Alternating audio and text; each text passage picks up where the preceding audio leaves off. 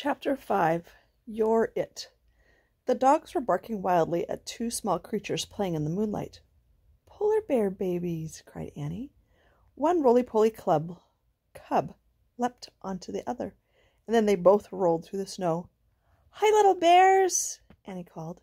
The cubs jumped up and shook themselves like wet puppies. Then they scampered toward Annie and rushed to greet them. "Hi, hi, hi!" she called. "Wait!" shouted Jack. "Where's their mother?" He looked around for the mother bear, but she was nowhere in sight. Maybe they're orphans, he thought. Jack looked back at Annie. She was wrestling with the little bears in the snow. She was laughing so hard she couldn't stand. Jack started laughing too. He carefully put the bear masks into his pack, and then he ran to join Annie. She was running with the cubs across the snowy tundra. One of them raced to her, tagged her, and then ran away. Annie ran after the bear and tagged him back. "You're it!" she said. Jack and the other cub joined in. Soon Jack and Annie and the two cubs were all chasing each other over the moonlit snow. They ran until the two cubs fell down ahead of them.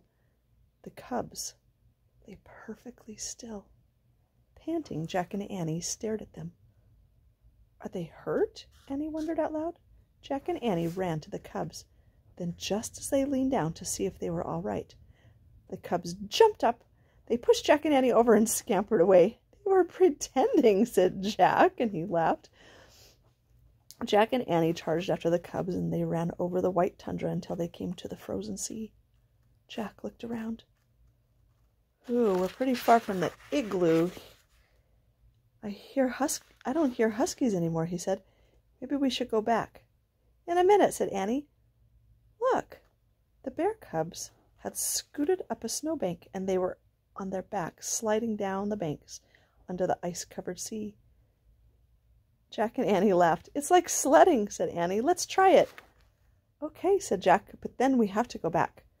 Jack followed Annie up the snowbank. He clutched his pack in his arms. Annie lay on her back. She whooped as she slid down the ice. Jack followed her. "Watch out below!" he shouted.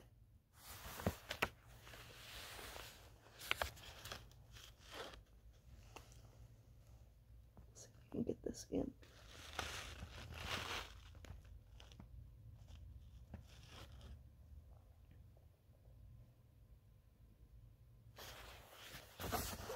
The little bears were sitting at the bottom of the snowbank. One gently whapped Jack in the face with her furry paw, and then she lay down. "Oh, I'm tired too," said Annie. "Yeah," said Jack. "Let's rest for just a minute." Jack and Annie looked up at the orange moon as they lay beside the cubs. All they could hear was the wind and the soft breathing of the cubs. "That was fun," said Annie. "It was," said Jack. "But we'd better head back to the igloo. The seal hunter's probably looking for us. Plus, we have to solve the riddle." Jack rolled onto his side and tried to stand. Crack. "Uh-oh," he said, and he went back down onto his knees. "I think we're on thin ice." "What do you mean?" said Annie. She started to stand. Another crack rang out. "Uh-oh," she said. She carefully lay back down. The polar bear cubs moved closer to Jack and Annie, and they made a little crying sound. Jack wanted to cry too, but he took a deep breath. "Let's see what our book says," he said, and he reached into his pack for the Arctic book. He took the masks out first and handed them to Annie. "I took these from the igloo by mistake," he said, and as he started to reach for his Arctic book, he heard the loudest crack of all. Crack! "We're not even moving and the ice is cracking," said Annie. Just then, there was a new sound, a low, snorting sound, and it came from the top of the snowbank about 50 feet away. Jack looked up. Staring down at them was a giant polar bear. "The polar bear's mother," whispered Annie.